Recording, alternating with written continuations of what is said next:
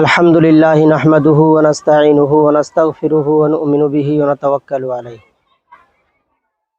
বিশেষভাবে আজকের আমার এই ভিডিও করার উদ্দেশ্য হলো বর্তমান পরিস্থিতিতে ভারতবর্ষ স্বাধীনতায় মুসলমানদের যে অবদান ছিল সেই অবদানগুলো দিনের পর দিন ভারতবর্ষের ইতিহাস থেকে মুছে ফেলা হচ্ছে। 1947 সালে ভারতবর্ষ স্বাধীন হলেও মনে হয় যেন বর্তমান পরিস্থিতির দিকে তাকিয়ে যে মুসলমানরা এখনো পর্যন্ত ভারতবর্ষের গোলাম হয়ে আছে। এই পরিস্থিতির জন্য আমরাই নিজেরাই দায়ী।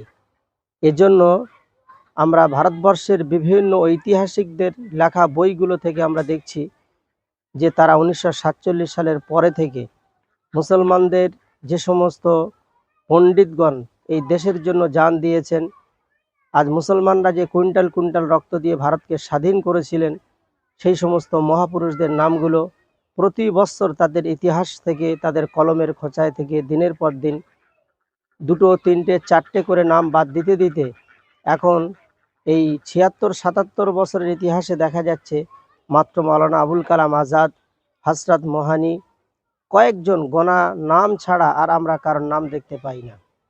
এর জন্য দায়ী আমরা নিজেরাই।